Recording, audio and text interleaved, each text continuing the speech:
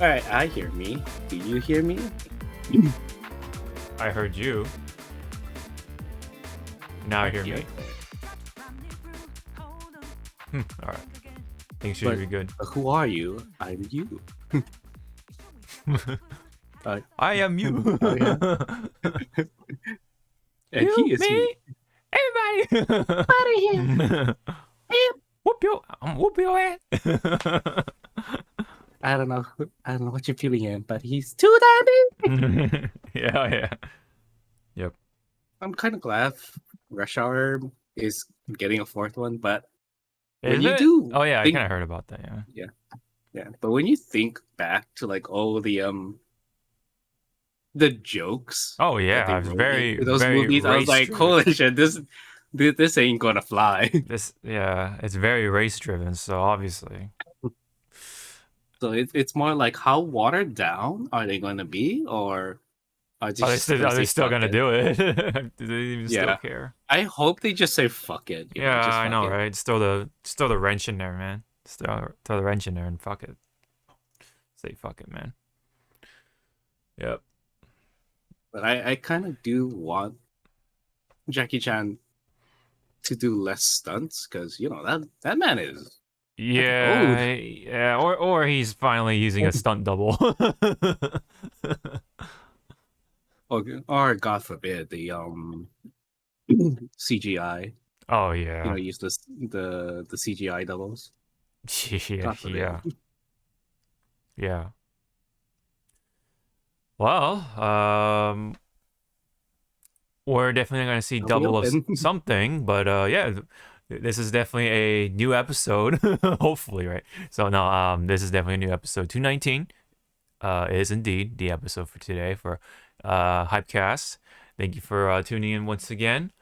With yours truly, as always, Sean, aka Hawk5, as your host, and of course my cohort here, who has managed to stay in one piece despite the sinus allergy thing. So One Piece. Yes, the One Piece is real. I keep saying this throughout, like with the guys and stuff like that, throughout like the One Piece, but like I say along the lines, I was like, what if it was just a mirror or something? Like, it was something, or something like Kung Fu Panda. Like Kung Fu Panda. Yes, the Golden Scroll is just the reflection of you, or Poe in that case. But yeah, you are the treasure or thing, whatever. The one. Yeah, so you are. That really happened. You know how pissed Nami would be. Yes, I can relate. He's like, what the hell? She's so funny. She just grabs it, just rips it, just makes like not rips it, but just makes some pot like super hot and just throws it, throws it in to melt it and just. Oh yeah, tries to get something out of it. Yeah. Yeah. He's like, what are you doing? I am going to melt this down to a fucking bracelet. Do not come near me. It's like. Yeah. We'll definitely see, man. You gotta remember that we are in the final saga, but or final arc, whatever you want to call it. But we still have several arcs within it to go through, so because that's how it works. Because like East Blue Saga was like Buggy, Kuro, Dawn Creek, Arlong, and then in between was Logtown, and then we go into the Grand Line stuff, right? So how it works. Actually, maybe Logtown is East Blue. I guess it's like a really tail end of East Blue or something. I don't know. Well, kind of forget times. But anyway, enough of the old One Piece. Let's get to the many pieces of news today that we managed to pop up later on during the week, rather than throughout the weeks. It kind of came out of nowhere ish, at least for me anyway. But we got some stuff to talk about, especially in the fighting game type of things, especially for this, which is a surprise to me anyway, at least, because this is involving with Granblue Versus. Remember that game? That came out, unfortunately, with no delay-based netcode, or with delay-based netcode rather than rollback netcode, and not to mention, I mean, yes, it has Granblue characters, got the cel shaded graphics, it look cool and all that, but the net code and the fact that the pandemic happened, right? It was hard for the game to grow, so it didn't quite reach that potential that it had as a competitive tournament game of sorts. But maybe this would help it because over the week we have a incoming huge update for Granblue, and it's finally getting rollback netcode. So this picture down here was like the emo of the week, essentially for fighting game fans, because you know, it's a win. Of course, it's a huge win for the anime fighting game community, for those who love Granblue and for those who love Arxis stuff, because they've been continuing to just deliver with the rollback promises and stuff like that. They're still, I think, working on, what was it, Guilty Gear Rev 2 with the rollback, or something to that. Yep. Yeah, they're working on it. Something to that effect. Something to that effect. But and then they announced, Dragon Ball Fighters with the rollback for, was it the PS4? No, PS5 version, I believe. But it's still something. And then I guess PC, right? So I'm assuming that. Yeah, so basically they've been rolling out with the rollback. So definitely have been delivering to sorts. And yeah, I mean, Granblue kind of got the short end of the stick for a while, but then now we got this. So no more sticks to really see. We got the whole piece, right? So rollback netcode is a thing coming for Granblue. So glad to see that. And not only that, though, this was announced along with that because of the fact that it's getting a brand new version. So it's getting kind of like Revelators for Guilty Gear Xrd. So Granblue vs. Rising is now the upcoming new version for PS5 and PS4, and of course it's coming on Steam as well. So you see this image right here, and then you have a promo video right here, which I am actually going to see for myself because I've not checked it out till now. Sucks.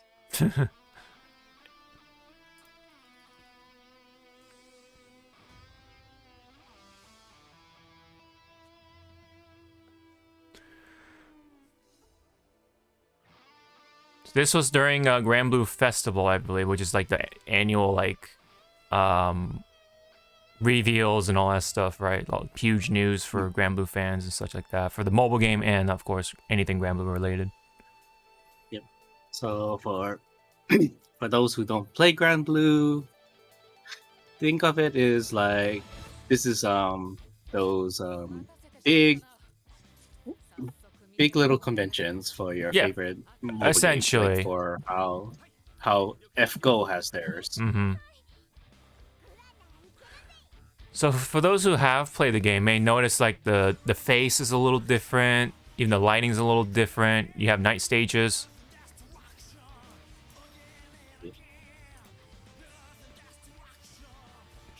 Yeah, there's some visual differences already, like the background, for example. And the hit sparks. Yes, hit sparks are different too. They definitely are better looking. Yeah, even the background changes too when you actually do your attacks, and you have like, it looks like ultimate versions of whatever attack, from what I saw too.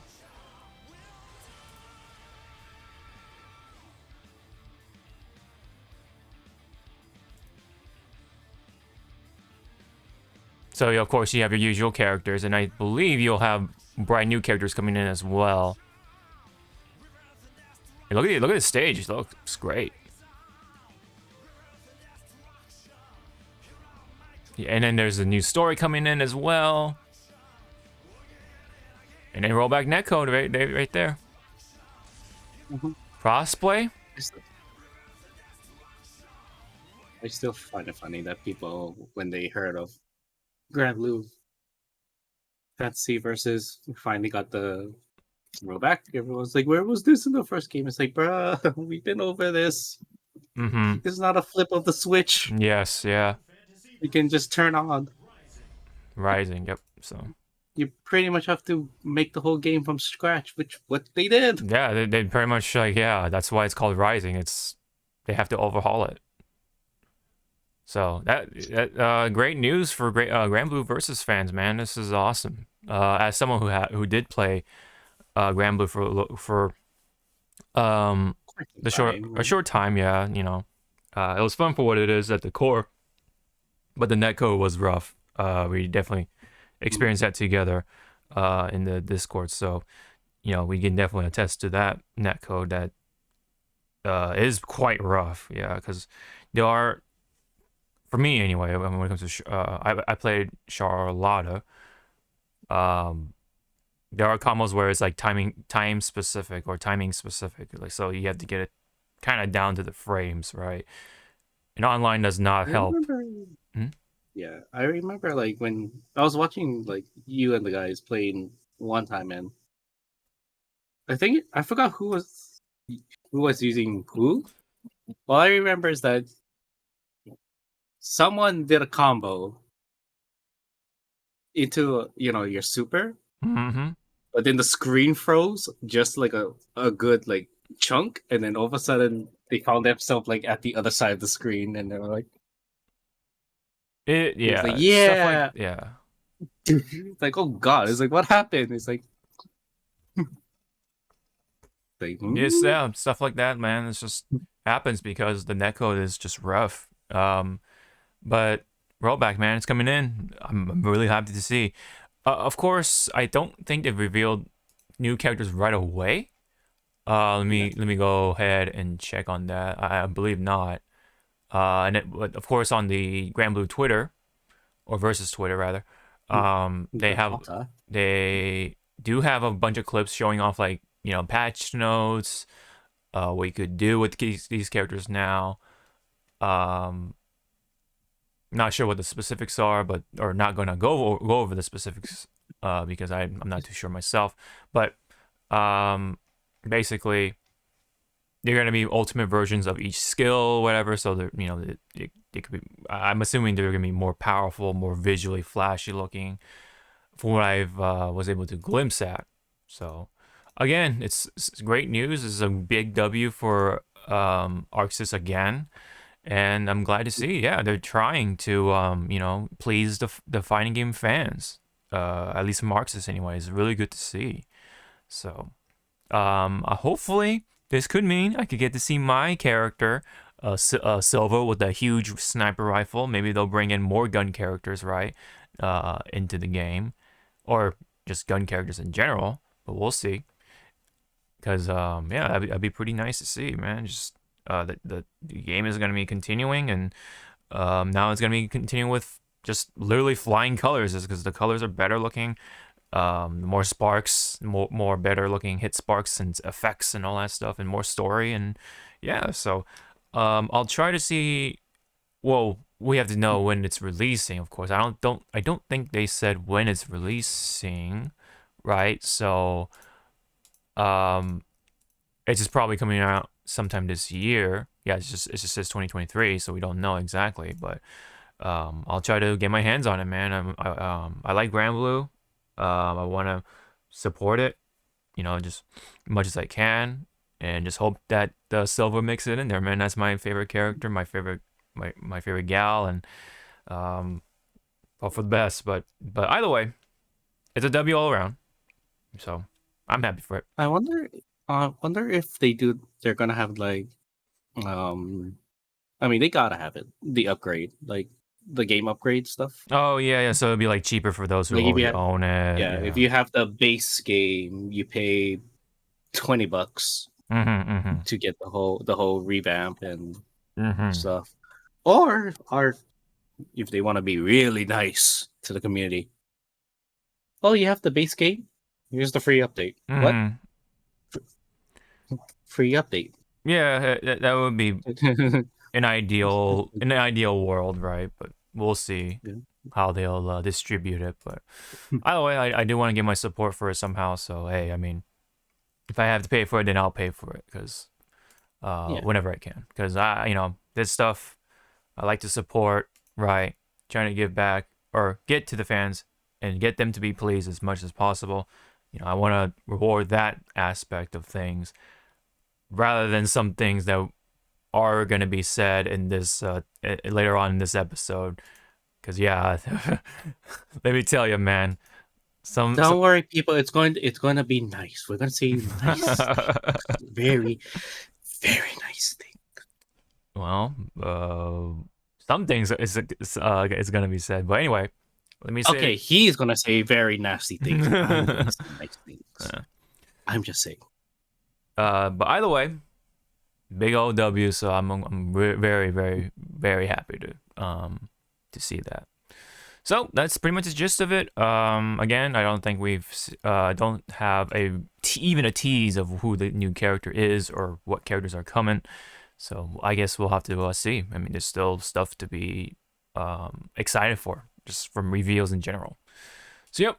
I mean, like the only character, which I don't think she'll ever show up, that would pique my interest, because I've known this character from her other game that as you told me that Granblue kind of like merged into that other mobile game was Rage of Bahamut.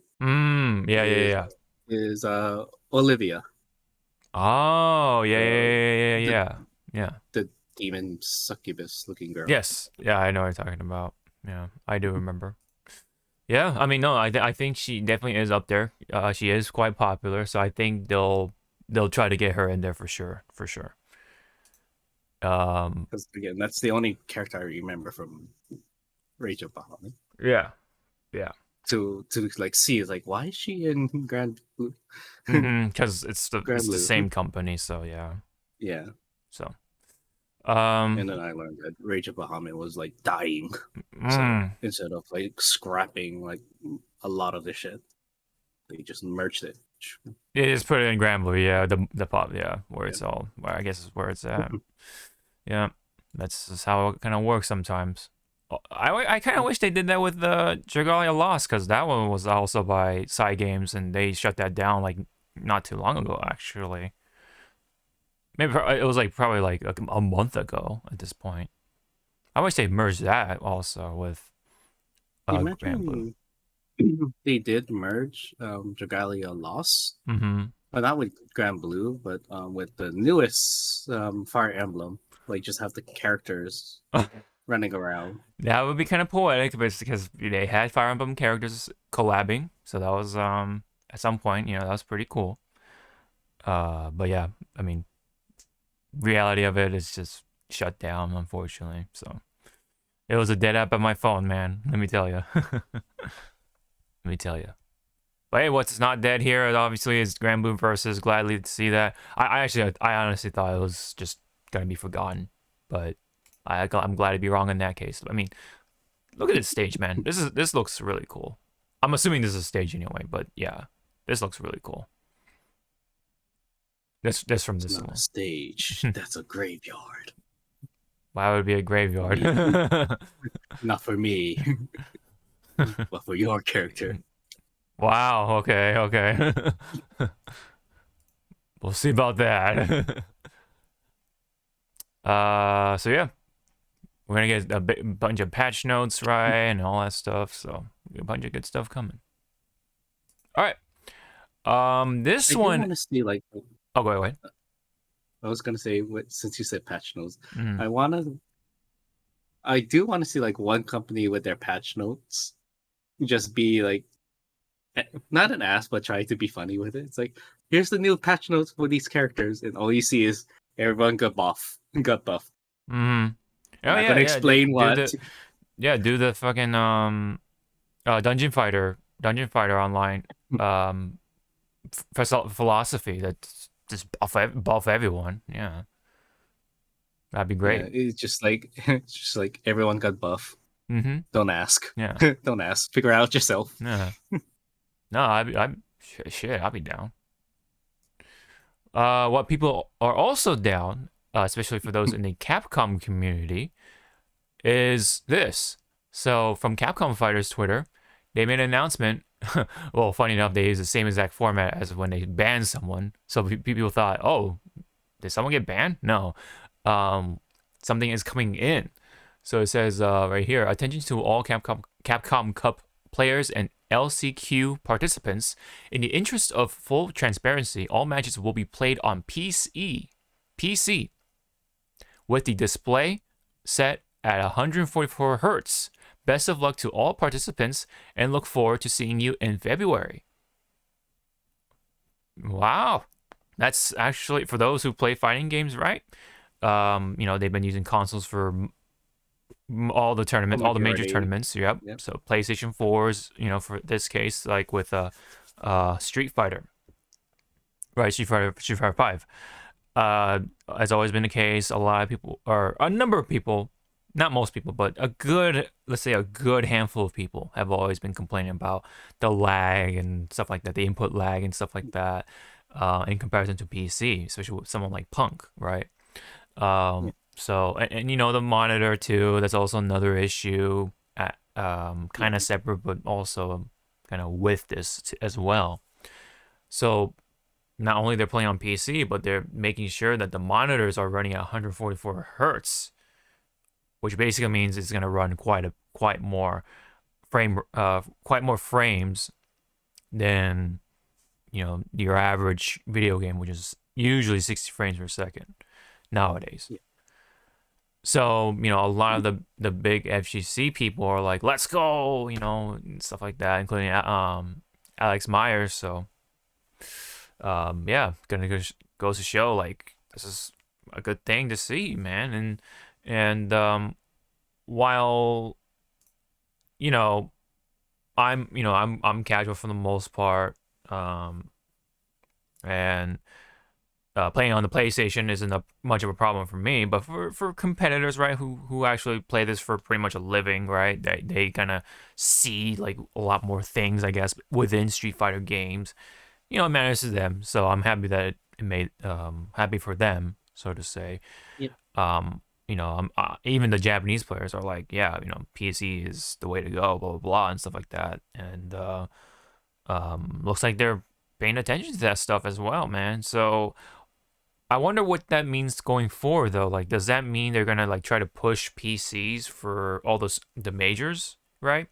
Like CEO, Evo, and even other parts like Frosty Faustings, right? That's coming up in February. So like, well, I mean not this time, but like maybe next time.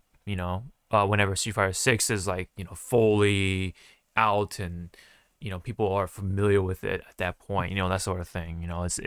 It's within the repertoire at that point. I wonder what that means, right? So what do you make of all this, right, with the PC and everything? Gonna be real with you. Awesome that we're getting, like all this upcoming tournament's gonna be played on PC. Well, So, we don't know, we're but gonna have better. yeah, we don't know, but that's what it kind of seems like. But we'll see. Yeah. But on the other side of me going like, I feel so sorry for that son of a bitch. Gonna have to lug that gaming PC everywhere. Oh, I mean, there's a Steam Deck, right? There's yeah. Steam Deck. I mean, people do play on laptops. I mean, people do have what they have to do. I mean, that's how Yeah. dedicated people are, But man. if it's Yeah. yeah, but if it is an actual like rig, Mm-hmm.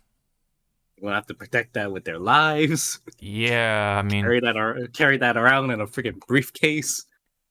yeah. No, Gotta make that sure that that is a point. Yes. gotta make sure that when they set it up on the desktop, you don't see like tax returns on their wallpaper, and it's like That is the yeah malware, it'll right? be like it'll be so funny. It was like an official like Capcom, like gaming rig, but the guy that use it forgot to change the wallpaper, and all of a sudden we see Jury's ass and boobs, and it's like, Mm-hmm. Yes. woo! I mean, it's. Give I this mean, man a raise. I mean, you know what's funny? That's even happened on the Switch. Like someone had all the bunch of pictures of like butts and ass and all that stuff. From I forget what game it was. Like it was a bunch of you have the screenshot feature and within the Switch, right? You can like take Yeah, pictures with the button, like right somewhere right here and here right there, right. Um, yeah, it's even happened on the console. So I mean, it is definitely possible for PC. I mean, there and you did it is a good reminder that you brought it up too, like the problems of PCs, right? That come with that. Like PCs tend to crash more because not every PC is equal or equally built. Yeah, Yep. not all PCs run the same, so to say. I mean, they're kind of like people, right? They got individual problems, right? It could be like the motherboard could be slightly different. It could be the graphics card that could be slightly different. Yeah, Um, like I can tell like if whatever rig they're using and if their graphics card and processor is not like top of the line, mm-hmm. people are going to be like, "Ugh, this looks ugly." My 40 my for like $4,000 rig is, for yeah, I don't know. yeah Oh, my 40 series is yeah, much better. Why are you using a 3080? Aren't you guys rich? Can't you get one? It's like, calm down, you. yeah. First off, they don't fighting games don't take that much to run at max. So that's one of the good things about fighting games, that they don't do that. But the problem with PCs is just that they're not built all the same, right? Yeah, They're just not yeah, consistent, which is why in the first place, we've been using consoles, because they're all built the same. They have the same hardware, they have the same everything, right? For the most part, which has been working consistently throughout the years. And there have been tournaments that use PC rigs, right? That have been showing off problems of the PC, like crashing, it's just not running right. The the fight stick's not syncing up right because yeah. the driver's right, the driver issue, you know. Which is that would be like so hilarious that Mm-hmm. they're gonna keep switching out controllers Yeah, and the USB. It only takes like one bad like removal from the USB port to just kill that thing. Like you true. could That's also, accidentally like yank yeah. it, Oh and yeah, then when they get mad, yeah, dude. Like, jeez, can you imagine? Yeah, I mean, no, I mean, there's definitely plenty of pros and cons for PCs, man. But um, hey, I mean, maybe they have something in the works, right? They're cooking something, right? Hold on, let them cook, let them cook, let let them cook. They looks like they're them cooking some. They're cooking something, man. Street Fighter 6 is coming up. Might as well try something brand new in this day and age, right? So just to run PCs, maybe. Maybe Capcom has their own sort of official rig to give out to, like, you know, majors, right? The super majors. Maybe not so much, of course, the smaller majors, right? But when it comes to like the Capcom Pro Tour sponsored sort of play places, maybe they'll bust out the official rigs, to get these tournaments running. But we'll see. You know, fingers crossed, maybe for those who really want PCs. But um, you know, I don't play in tournaments, so I can't really say like, oh, this is great from that standpoint. But to hear that people are liking it, hey, I'm happy for them as well. So, anything else you wanted to get out of the way before we wrap this little bit up? Capcom for Capcom Cup. Yeah, show us the actual Marvel vs. Capcom 4. Running on this PC, right? No, no. I know you can. That would be so also bad too. Like if it is a official Capcom rig, Mm. like when they have to just like open everything, there's that one folder that says like Oh yeah, MVC, right. Like the like leaks. Someone left that file there somehow. Like, wait a minute. Whoa. like they forgot to like hide that folder, like Mm. upcoming projects and shit. I'll be like, what is that? Yeah, they just borrow some like intern's rig or something. Like, oh shit. we gotta Yeah, we gotta get the tournament running. Yeah. I'll be like, whoa, what is that? Yeah. Yeah. You're gonna see everyone be like, stop like grab them, like stop the tournament. Why? What is that folder? Yeah. Nothing. Don't drag it to the trash. Open it. I Open say that shit. I say this is kind of impeccable timing too, because this is the whole situation with Arturo and Mascherino, right? Arturo has been known within the community, very much known for pushing like higher processing monitors and such. So kind of impeccable timing, right? With this 144 hertz sort of standard, right? So it's kind of like pushing his philosophy at this point, right? It's kind of making him look like, he's kind of been right all along, or this is a thing, or, right, this is the direction to go with. And for what I've been hearing with the update on his situation with Mascherino, looks like Mascherino also is looking bad, right? Because there was a tweet that Mascherino put out, and they immediately deleted it because it was them endorsing NFTs, because they're trying to like get in on the NFT stuff because it brings in the money, of course. But they deleted that tweet immediately because, of course, there was a lot of backlash from the FGC. So, and there's been some suspicious things about Mascherino as well, right? With them not actually paying their employees at times. So that's why, Arturo is even being accused of all that stuff in the first place, because it looks like they wanted somebody thrown under the bus for them, right? So maybe Arturo was that person, unfortunately. And he did, yes, admit that he was late on paying people, so that's why maybe that was like their sort of like, as Asman would say, like the bleeding chicken, right? The bleeding, if you have a bleeding chicken, what happens, right? A bunch of those chickens just go peck at that bleeding chicken. It's just kind of like a mechanism. It's this weird mechanism that these chickens have. When one bleeds, it just kind of peck it to death, and that's it. So kind of like what happened here, perhaps, right, with Mascherino. Oh, he's got one fault. That's our ticket. Maybe that's just me theory crafting, but back on to here. PCs. Hey, I mean, if it works, this could be paving the way to just push away consoles, right?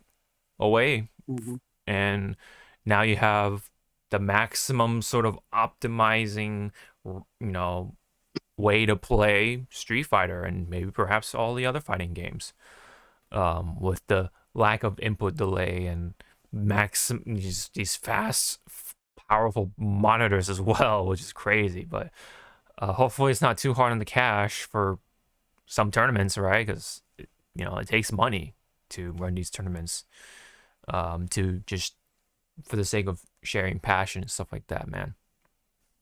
We'll definitely have to wait and see about this whole PC thing. This just could be at Capcom Cup, right? For all we know, and then for the rest of it is like all consoles and whatever, right?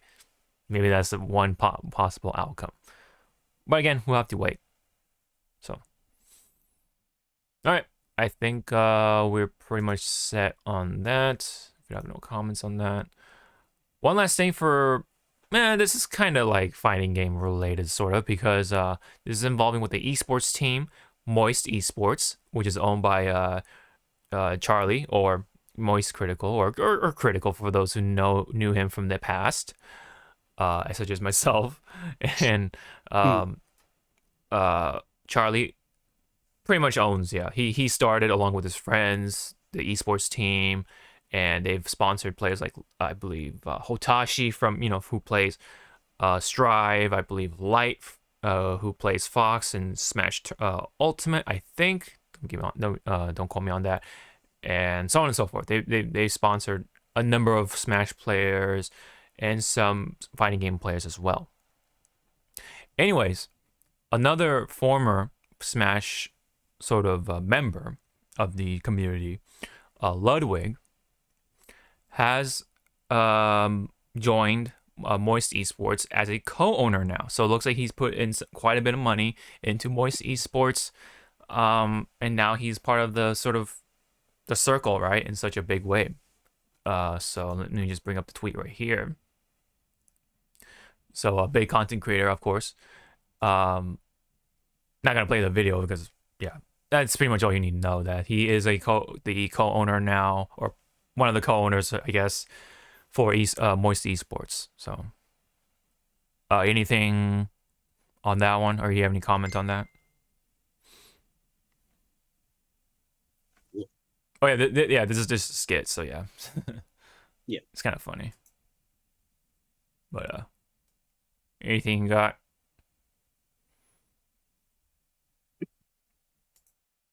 Good luck and Godspeed, sir. Mm-hmm. It's kind of like Alpharad to Panda, because Alpharad was a owner, I believe, of sorts to Panda, which was another big esports team for fighting games. Now, a little different with here because Moist is also like in Rocket League and like a number of FPS games as well. So a little different here, but still within that realm, I guess you could say. So, yeah, Ludwig is part of the circle now. So this is definitely going to be big for Moist Esports, and they're gonna definitely thrive. Hopefully from this, and then maybe evolve from there, and then they'll probably bring in more players, right? And they'll probably even have their own sort of channel for content creation, and yeah. So um, perhaps this is something like an opportunity because Charlie wants to bring back the Machinima channel, right? It's been dead for a long time. It still exists, but no one's using it. But because it's under the Warner Brothers wing, um, because of Time Warner and all this complicated shit, um, they it's under their ownership. So Charlie wants to buy from them and see if he can like do something with that. Because he wants to bring those videos back and get them back online. So this could probably be an opportunity maybe to kind of like um, provide them that lift to make a deal with them, perhaps. We'll see. Speaking of which, there's Alpharad right there.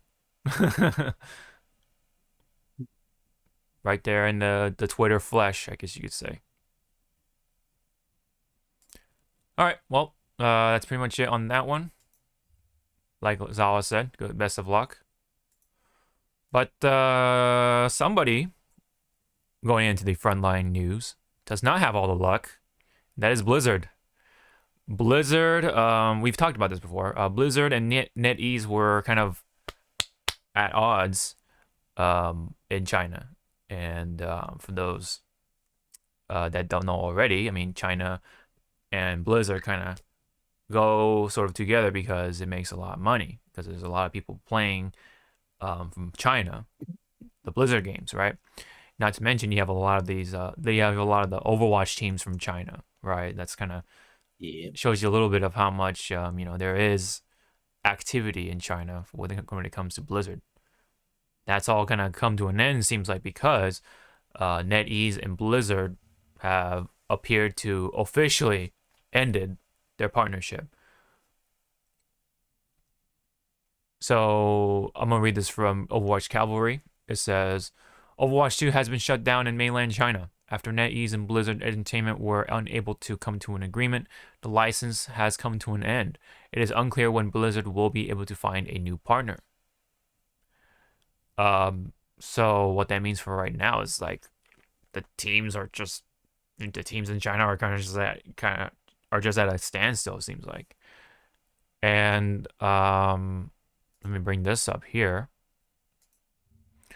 Apparently, it was so bad between the two that NetEase went ahead and smashed the World of Warcraft statues in China. There's even like a picture right here. I mean, let me see if there's like a better picture, but I guess not. Hulk smash. Yeah, they Hulk smashed the shit out of those statues. Let me tell you. Oh, I guess there's a clip in TikTok. Let's see. Let's see if we can see that.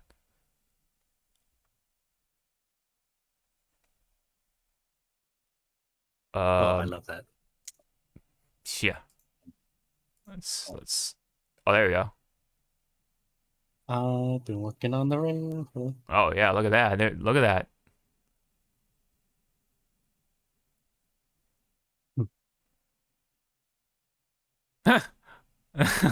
Enjoying some Netease coffee while smashing the shit out of fucking the WoW statue. That subtle advertisement. I know, right? That's subtle, like fuck you, like we're Netease, man.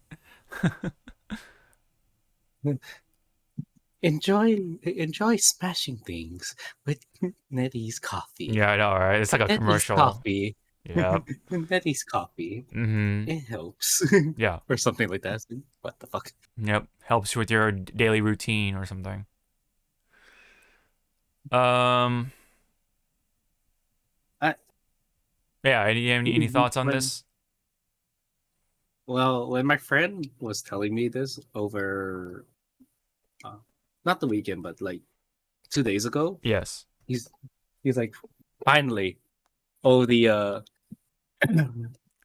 oh the hackers and cheaters are not going to be in this game anymore. I was like, hey, Hmm. hey, shh.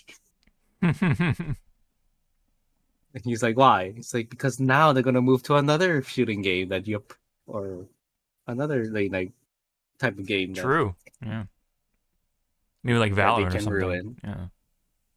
Valorant, Apex, Yeah. I don't know. COD. Yeah. Yeah. No. God. Yeah. I'm not sure where they're gonna migrate to, right? So maybe. Well, I mean, because Blizzard is entirely gone, so that means they can't play WoW. So it's they're gonna migrate Yeah, to they can't play WoW. they have to migrate to somewhere like FF14 or something, right? So Nope. Gatekeep them. that's the Press the button. that's the possibility, my friend. But let me allow me to bring up what Netease said about Blizzard. So apparently, according to this article from PC Gamer, it says, firstly, NetEase claims that the extension Blizzard offered was unequal and unfair, and that its subsequent public statements were outrageous, inappropriate, and not in the line with business logic. So, and they also said Blizzard's arrogance did not take into the account the position it has left players in NetEase in by demanding everything. It is like riding a mule to find a horse, the behavior of people divorced but still trying to live together. That's quite the What's statement there. wrong with riding a mule? Sometimes like riding a donkey is better than riding a horse, just like how you would ride a camel instead of a fucking horse in the desert. Yeah, I mean, yeah, it depends on the case, right? I mean, but that's quite the statement either way, right? From someone like NetEase. I mean, it was kind of subtle what they were trying to say. Like, Blizzard was being a jackass with the Mm-hmm. mule stuff. It's like, yeah. I mean, it's And kind then of, yeah. here's me. Wait. Sorry. Here's me going like, only now you guys are finding out what Blizzard does and how they act. No, I mean, yeah, Where that's were you? pretty much, yeah, I mean, pretty much like it's kind of an indicator of how Blizzard as a whole has been acting, right? So it's kind of been like kind of leaking not only for like, the whole sexual harassment thing, but just saying business in general, right? Like how they've been acting. So as a whole. So, I mean, mhm. yeah. It's like, you're watching like someone finally figure out like, yeah, they're in a bad relationship after you freaking tell them that they are. Mhm. Yeah. Um yeah, I mean, I guess there's a bit of back and forth, which is natural, right? It says Blizzard blamed NetEase for the problems. There's definitely he said she said type of stuff going on, but from what that's being said, like it just seems like it's more of Blizzard than more than anything. I mean, I'm sure NetEase has his own problems, maybe somewhere, right? But I think it's also to say that Blizzard is also the problem here, right? So, they couldn't come to an agreement, and it seems like Blizzard came up with something they couldn't agree with, and yeah, man, like it's to the point where they were smashing statues, right? So, man, what really set them off to do that, right? So you gotta fuck up that bad to have people feel that way, you know? I feel that way. Anything else you want to add to this situation? For this situation? Let Blizzard cook. I don't know if they're Let cooking them- anything, bro. They're cooking themselves. That's what's happening right now. Yeah, I guess so. Right? They're burning their hand on the stove. That's the only thing they're cooking. Um, yeah, I mean, yeah, NetEase has their own stuff to work on too, like games and stuff like that too. So I'm sure they'll come up with something, or they have something. They don't need Blizzard to, bring in the extra bucks. They'll have someone else to give them the extra bucks. I'm sure. They've been like hiring all these like Japanese developers to come on board and start developing games. So it's only a matter of time that they'll probably catch up and compete against Blizzard and probably potentially overtake it. Unless Blizzard does something. But by the time Microsoft officially buys them out, fully, I don't know. We'll see. Yeah, we have to remember they're being bought out by Microsoft. We gotta still keep that in mind.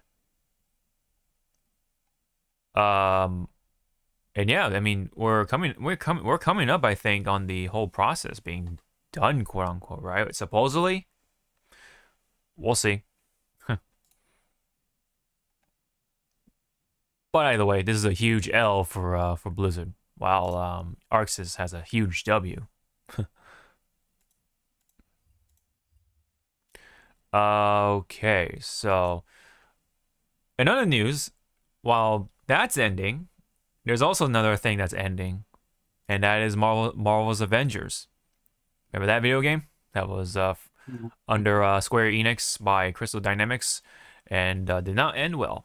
And in fact, it's ending its service, its live service, sometime on well, yeah, it says official support will end on September 30. The game will still be playable, but digital sales will end, and Spider-Man will remain PlayStation exclusive. So, jeez, that's kind of rough. And Marvel's Avengers will no longer receive new content or updates after March 31st. So it's just gonna kind of will be run by a skeleton crew at that point, and they'll try to keep the game alive until I guess the 30th, I guess, or just yeah.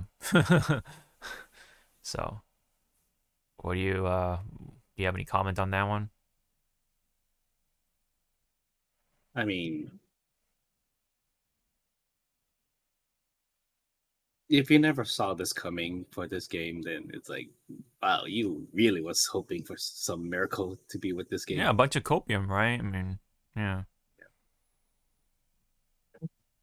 What's Like like, again, this game could have been good. yeah, It yeah, of was just course. handled so like, mm, Mm-hmm. I mean, there's still like people. I think, Go ahead. yeah, people were still playing it, but I Yeah. just feel like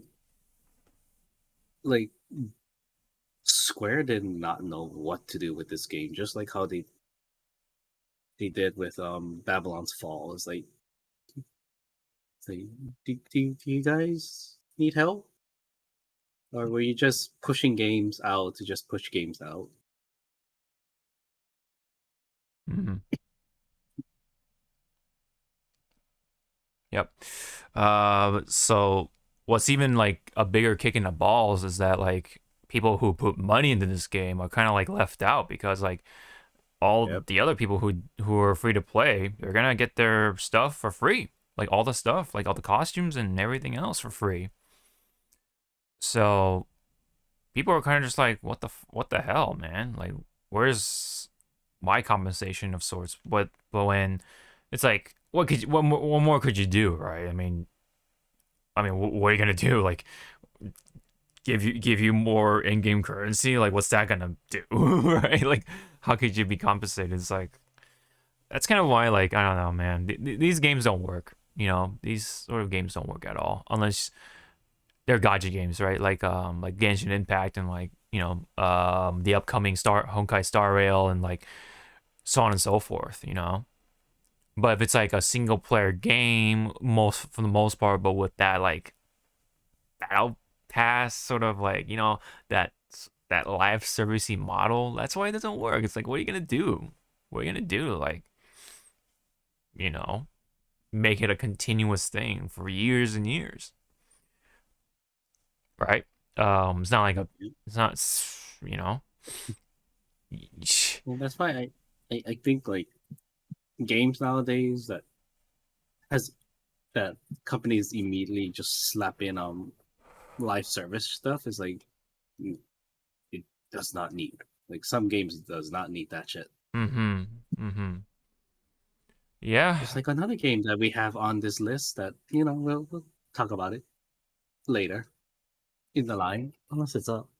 Nope, not yet. No, well, I guess we can bring it up now, right? I mean, so you have one live service ending, right? But then you have Mm, another game which is oddly enough also featuring superheroes of sorts, the Suicide Squad, and there's been leaks that Suicide Squad, Kill the Justice League, is also gonna be like it's also gonna be a live service game. Um, Now, sadly, a lot of the content in this article I think has been deleted. I think because well, guess what? I mean, looks like it's true. So they don't want the company doesn't want people to see that. Um, let's just see after the ad or whatever. But um, either way, I mean, oh, oh no, that's just I think this is the trailer for the game. Yeah, but there were images and stuff like that that the battle pass is a thing for Suicide Squad. So mm, you kind of know what that means, right? They're gonna have some sort of live service in there. It seems like, and then in fact, there's been word that there's gonna be like 6 different currencies, right, within the game, and you know what that kind of goes, right? So obviously you have like the 4 XP stuff for each of the characters, right, and then you have the in-game currency like money, right? But then you have yep. the real money currency. So that's 6. So pretty much. Um yeah, so after kind of seeing that, like I'm sorry, I'm not on board with this game anymore. I'm kind of like gonna watch it from the outside and I know like Afro, someone I talked to, right, that hangs out in the Discord, Mm, said he's gonna play the game still, but he definitely said like his excitement is definitely lower as well, but he's still gonna play it, just for the base game of yeah. it. He also played Marvel of the Avengers, but which he enjoyed, but it's like, yeah, I'm sure he understands the whole live service stuff. Like it taints Mhm. it, man. Like it could have been so much better with Marvel Avengers, and it's gonna probably be the same with this game too. It's like, geez, you know, Yeah.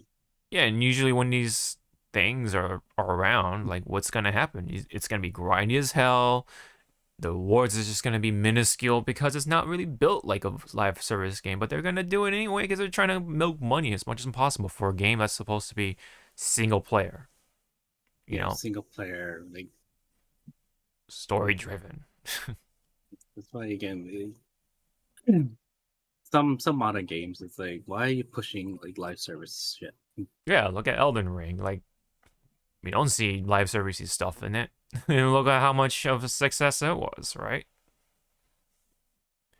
You don't need games like that to be successful or make money. Ain't that something, right? But then you have games like this, that are trying to be like just like that, and it just doesn't work, man. It's gonna repeat itself like history, man. History's gonna repeat itself because somebody didn't learn the mistakes of others that have tried to attempt, you know, this model here. So just sad, just really sad that a lot of these games are kind of like falling victim, you know, because these companies want to make money. just a money. It's just a cash grab for a lot of these things, man. That's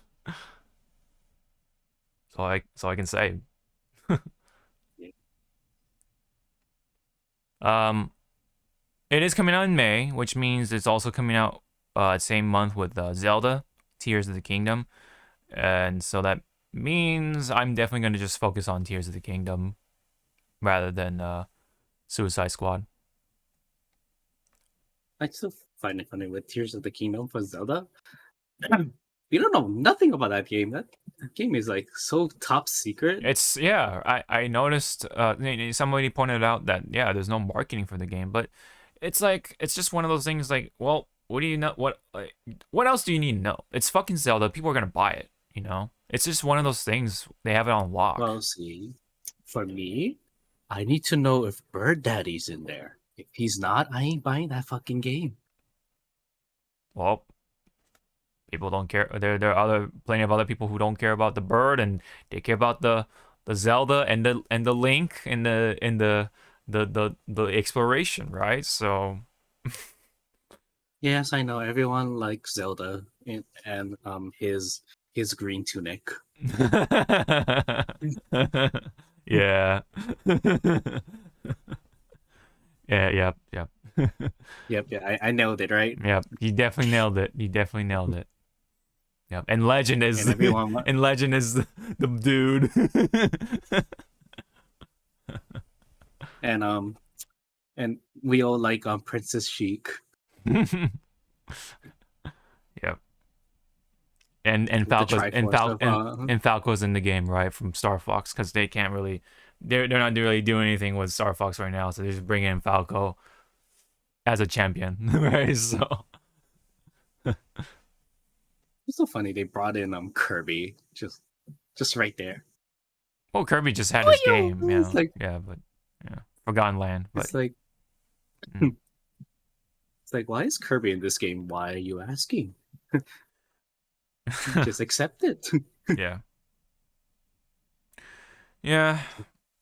That's it, but back on to here, it's just sad. It's such a shame, right? Because this is supposed to be the quote unquote last performance for Kevin Conroy, and then now people are just gonna like turn away from it because a lot of people are gonna turn away from it because of this shit. You know, you're just gonna watch it on YouTube. I know, I will when it comes to that stuff. And the fact that like all that stuff has been taken down, it kind of like it really shows. It really seals the deal that it's pretty much like real for the most part. Now we'll see how like what the intricacies are and what the exact details are because it's still pretty early, so things can change for sure, right? You still have time. Yeah. Maybe they'll dump the whole battle pass thing. They'll rework it again. I mean, but there is a reason why the game got delayed in the first place, right? They probably were told, hey, we gotta make it to a live service. Well, shit. You gotta fucking program it and stuff like that to make it work. I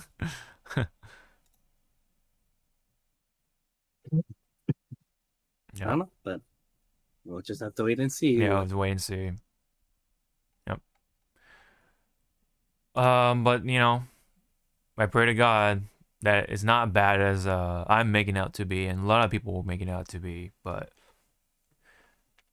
it's like a curse, man. When it comes to superhero games with these sort of things, usually, man, it's not looking good so far.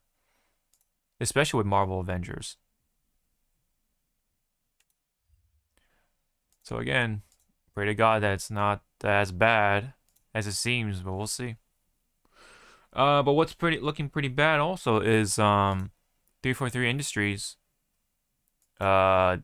Along with like a lot of things happening with Microsoft, right? They said that they laid off 10,000 people sometime during the week. And this is of course they're still during the 68-ish billion dollar acquisition of Activision Blizzard, right? So they spent all that money. Of course, they're gonna have to try to like kind of trim off some of the ends to make sure they make their money back as soon as possible. So they just pretty much said, hey, to these 10,000 people, like, hey, we're gonna have to let you go. Sorry, you know. And that includes people from 343 Industries, even of course from Bethesda, right? So that's why they're calling for more. Oddly enough, rehiring for to work on Starfield in Bethesda. So not just here in 343, it's also happening elsewhere too. That's going to be under Microsoft. So, but they said, of course, here that D43 Industries says it will develop Halo games now in the future following layoffs. That's the headline from Game Informer. Any comment on that? Any of all this stuff?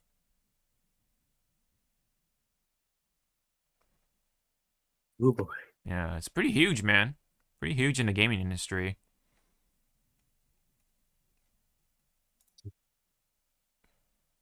Yeah, man. When you make a move that big, man, there's gonna be a lot of repercussions, including this stuff, laying off people and whatever. So That's the new thing that you'd never want to hear, like in any industry, is that word layoff. yeah, for sure, because of a choice of a few, it affects like pretty much the rest of them, right? Right? Like those people don't have control of anything, man, and they are trying to like just get bread on the table every freaking day. And all of a sudden, this stuff happens because of the ambitions of the few. It really sucks. But that's kind of the reality of it when you're in a big business like that. More stuff on the big business. Ubisoft. Yeah, I wanted to talk about this a little bit at least. There was reports of Ubisoft's CEO, um, Yves Guillemot. He is the French dude that you've seen with Shigeru Miyamoto from E3, where he appears to be like a happy-go-lucky kind of guy, very friendly looking on the outside. But then there's been word at a meeting, right? He was kind of like shifting blame on the underperformance of Ubisoft with their recent games onto like the developers, right? And Yeah, did you hear about this or? I heard of it. I just then like dive into it. Yeah, you If that didn't makes dive into, yeah. sense.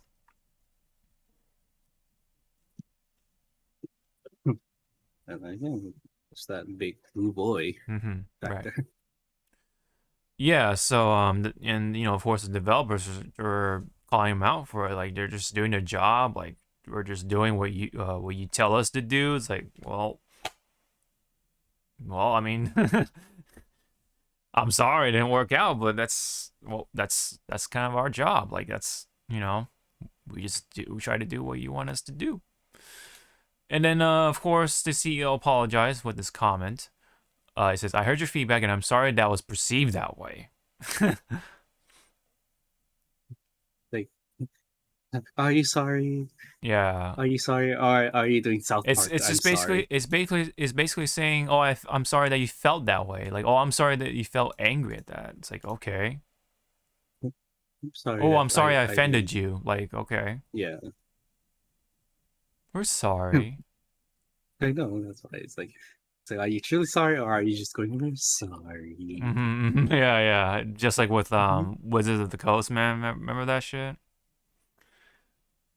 That was bad of its own right, but yeah, this is also pretty shitty.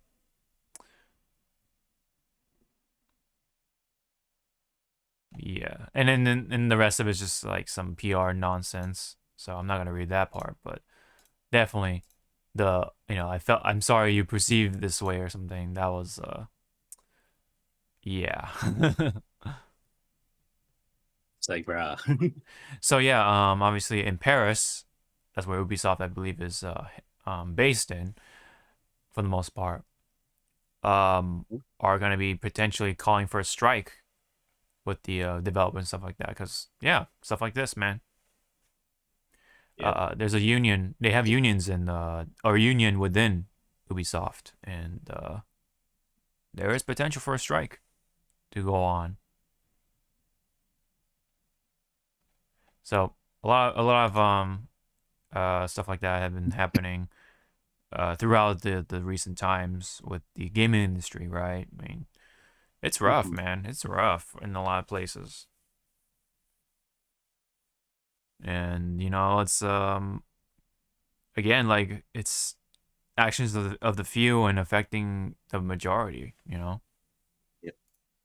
Sucks. Again, that's the reality of it when you're working in the big industry. Right. So, we talked about Suicide Squad. Meanwhile, one more thing, relatively video game-ish in a way. Rick and Morty creator Justin Roiland has to resign from Squanch Games that made High on Life, I believe. It's the first-person shooter with like the Rick and Morty sort of esque finesse, I guess you could say. Yeah, humor, yeah, in it. And Roiland has been let go from not only from this studio but also Adult Swim. Yeah, projects. Adult Swim especially. He's been charged with domestic violence, ongoing domestic violence, so he had to get let go for sure.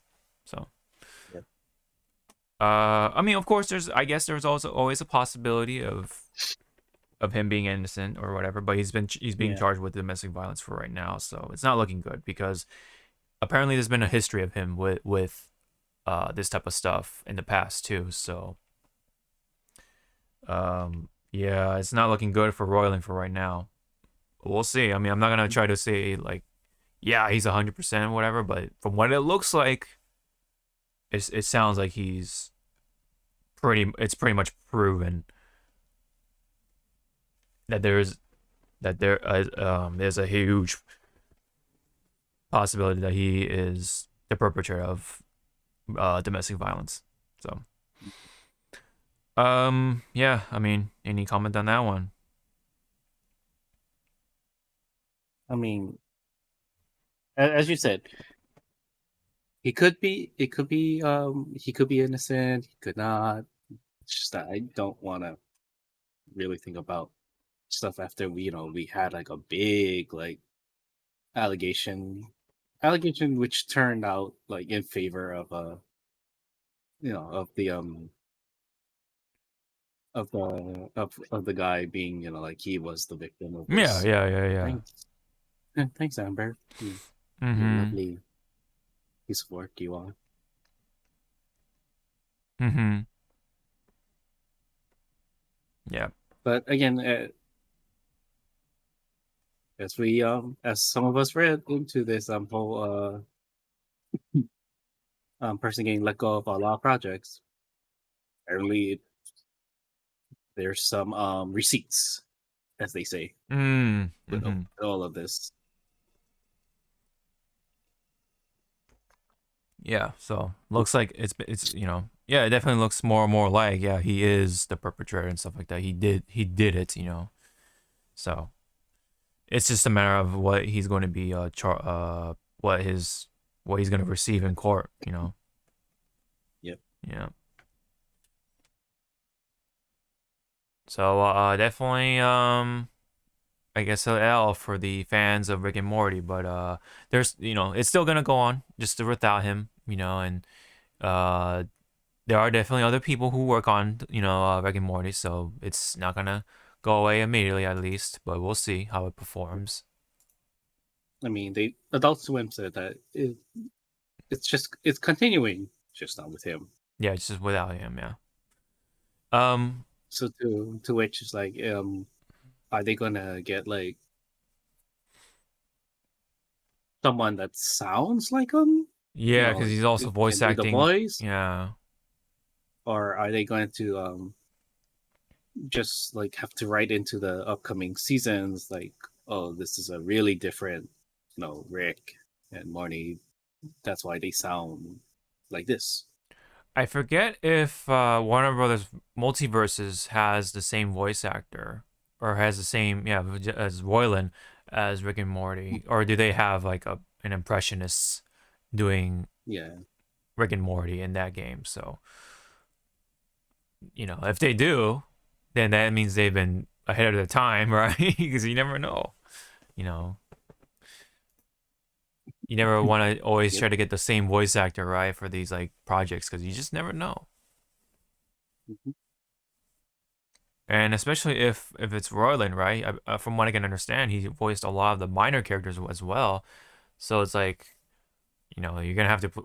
I mean, yeah, there might be a number of replacements, right? Like doing separate voices and stuff like that, maybe. But hopefully, you find the one guy or one person who can do the job, right, of being or providing that voice for that Roiland did. We'll have to see, or just have their own take on it entirely. Yeah, they can have their own take, or as you said, have their own impressionists. I mean, look, for example, look at the Clone Wars series for Star Wars. Yeah. They really got like good VAs to sound like Hayden Christensen and Obi-Wan. So Yeah, yeah, it's a yeah. possibility. Yeah, it is possible for sure. Yeah, quite the Right. news for Rick and Morty. All right. I Uh, mean, someone on Twitter said, I know they weren't trying to sound like wow, you really said that, but I kind of like got a little chuckle, but then I felt bad after reading that. They're like, wow, this is like an actual Rick and Morty episode. Rick Rick having doing domestic abuse. I was like, hey, he's out of line. He's not right either, but damn, shit. hmm. Yeah.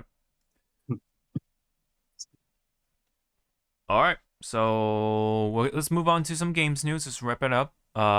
With some relatively small ones. This one involves with formerly Yakuza. Now it's called Like a Dragon. Like a Dragon Ishin to be more specific. Wrestling star Kenny Omega is going to be guest starring in this game as one of like the cards or something like that for this game. It's a 2-minute video. My name is Kenny Omega. I'm an avid gamer and a professional wrestler. For me, I've wanted more people to know about this game. I wanted more people to know about the series, and I thought, whatever extra thing they needed from me, I would be the guy to do it. I think what RGG does that runs parallel to professional wrestling is that it is very open-ended. I hope in this game You drops, can take it for face like value, or you can really Kenny deep over dive here and explore in his where entrances. almost anything is possible. It's just wearing like the outfits from the Oh game. yeah, That'd be yeah, like yeah. It's so He's done fun, that for so like long, Final Fantasy. He's done it and for I hadn't Street yeah. Fighter, I thought about it. think. I was Yeah. thinking, this has got a release date already. How is it possible that I could even be included? I just got lost in thought. What would Kenny Omega be in Ishin?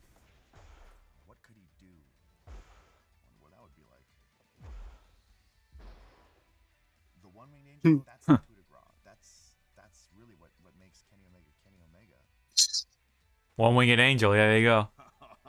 I love it. Not only is it awesome, it's cool, but for people that don't know or care about me, like this is just a useful skill. You're gonna want this skill. It's got a huge area of effect. It's great for crowd control. You're always gonna get swarmed by mobs and hordes of enemies. Yep. This one is gonna be a card you're gonna want in your deck. Trust me. From the small little bits that I was able to get my hands on, it absolutely captures the essence and the style of storytelling that made the RGG universe so famous to begin with. It's all represented in a complete different time period, in a complete different setting, with complete different characters, with all familiar faces that you know and love from the series. Please do check out Like a Dragon Ishin. I gotta go. Must be Juju. Goodbye. Mwah. And good night. Bang.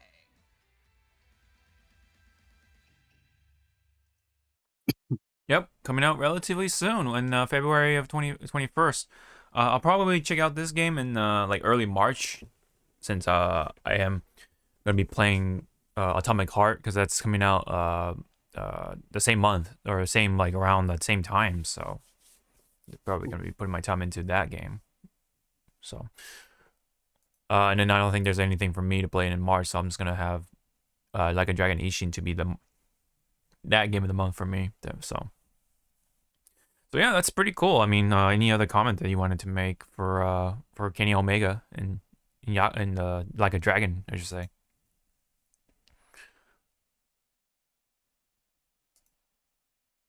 I mean, yes, he's gonna be a guest card, but I kind of want him also to be like a guest character. True. Like Yeah. You see his face on the card, but not so much like an actual like 3D. And then Yeah, like I kind of wish that he was like like a like a family head. Yeah, one of the family Like heads, or at least like a right hand man for somebody. Like that'd be kind of cool. You know. You're gonna have that like that one foreign dude, from a faraway land or some shit, and within, um, you know, a land from a long time ago. You know what I mean? So yeah, he would have been. I would say he would kind of fit in that sort of role. he will also be like like that one right hand man. Like everyone in this upcoming game is gonna be using samurai swords and flintlocks and whatnot. But Yeah. he could be the one that freaking uses wrestling moves on your ass. Yeah. Yeah. Yeah. No, that would be awesome. That'd be radical, man. To have that one dude do like all the cool like wrestling shit. You know. And again, like if he was like the right hand man, like how every Head family or other characters, they have their special like intro screen. It'll say their name and then like Head family of, or it'll be like Kenny Omega, the one wing angel, and then it's like he has like a tattoo of an angel wing on one of his shoulders. It's like instead of like like the standard Yakuza like dragon and Yeah. and other tattoos. Mm-hmm. He'll be that one different character. Yeah. Yeah. Yep. I mean, maybe he will be in DLC. Perhaps it is possible. Yeah. I mean, they brought him in, so they, if you have if you might as well go through, like kind of, since you went through the trouble of bringing somebody in, might as well like make most of the time, right? So model them in, make it something out of it, right? So maybe yeah, maybe there is going to be DLC for Ishin. We'll see. That'd be a cool surprise. But for right now, yeah, just a card, to do that one attack, right? The big AoE attack, like you've been saying. So just wanted to make sure that the combat is like real time, or action based or whatever, and it looks like it is. It says notably similar to its predecessor Yakuza 5, so yes, that should be real time. So yeah. Not so much turn based like in Yakuza 7 or like Yakuza Like a Dragon. Kind of a confusing titles there, but it is what it is. So yep, that's a big gist of it. I looking forward for the most part. Hopefully I can get my hands on the game, because I do like the Yakuza series, and I am still shaming myself for not finishing Like a Dragon, or Yakuza Like a Dragon, with Ichiban and the new characters and stuff like that, because let me tell you, man, the game is pretty easy until you see a certain somebody, and he will whoop your ass, and he made me quit the game for this long now. So oh man, Fuck this shit! I quit. Yeah, I quit. Oh man, That's literally what happened, man. You can probably kind of guess who it is, but like, yeah, that certain somebody, he whooped my ass, man. So I gotta like, I don't know, put the game on easy at that point and just enjoy the story, or just I don't know, man. We'll see. You probably turned into that one scene from Powerpuff Girls when Mojo was like, nope, nope, that's it. Yep, Nope, yep. I'm out. Nope, nope. You know what? That's You can literally have it. what I'm out. happened. Like I tried multiple or several times too. Like I think I'm either like under leveled or I'm not doing the strategy right or something. Like he whooped my ass, man. Let me tell you. Let me He tell you. showed you why he has that title. Exactly. Yep. That's Yakuza though. They got badass characters, man. Let me tell you. All right. Let me talk about a game that I've been playing as of recent though, which is Fire Emblem Engage. So that's the newest Fire Emblem game, and apparently, according to Stealth, Fire Emblem Engage had a slightly bigger physical launch in Japan than Fire Emblem Three Houses. Engage had 144,000.5 or 144.5 thousand ish. I don't know, whatever. Versus Three Houses where they were just a thousand off, right? So 143,000. But this is the first game to dethrone Pokemon Scarlet Violet at first place or number 1 since it launched. And then extra notes, it says Fire Emblem Three Houses eventually became the best-selling strategy RPG of all time at over 4 million units sold globally. And now Fire Emblem Engage might not reach that that high worldwide, but anything over 1 million units is spectacular for a strategy RPG. Yeah, so between Three Houses, Engage, Warriors, and Warriors 3 Hopes, if Switch never receive another Fire Emblem anything, I'd be happy what we receive. Yeah, so it's just kind of like personal other stuff. So, but yeah, right now, I mean, I think it's performing pretty well for what it is. Mm-hmm. Yeah, so, as someone who has played it for at least what 25 hours now, I'm digging it, man. I do like the mechanics behind it, which is the whole like having the old Fire Emblem hero in the ring and you like kind of combine and fuse together and stuff like that. It's kind of like that one of the newer Kamen Riders that you showed me with the pink Kamen Rider, I think it was with the dinosaur and like Revice. yes, That was last year. yes, that This was year last year. we have a Kisune. Yeah. One of the new ones that you showed me, and like it kind of reminds me of that, like combining and stuff like that. It's also reminiscent of like Persona sort of, and also just stands in general, the whole gimmick of stands. But also for anyone who wants to be a little more specific, for those who played Tokyo Mirage Sessions, if remembers that game, that's a huge reminder, right? Because the whole like spirits thing with Fire Emblem, that's kind of very much reminiscent of that here. And of course, it's pretty limited, right? You can only use it for 3 turns, and then you have to recharge by killing or just actions in general. You can recharge it, but it recharges kind of slowly. But that depends on the unit, of course, and their abilities and passives and blah blah blah. But it's fun. I like it, man. It's very Fire Emblem. For those who like the tactical RPG stuff, if anyone is a fan of Fire Emblem, pick it up, man. So the game is fun. The characters are likable so far. I'm still getting characters, man. There's a lot of characters in these games. So that's where the money is at, literally. And then like the rest of it's like JPEG backgrounds and like the cutscenes are relatively simple, right? Just dialogue and then talking and stuff like that. It's kind of like stage play, right? Like you just have like a flat background and then you just have people talking. It's kind of what it kind of feels like a lot of times. But you have a healthy amount of like cinematic cutscenes too, so it's pretty good. I've been playing in Japanese. There's also English for those who want that option. But I've been playing in Japanese and I'm enjoying it for myself very much when it comes to the dialogue and the characters. You have the weird, quirky characters, right, along with the just your typical sort of characters that you see in anime nowadays.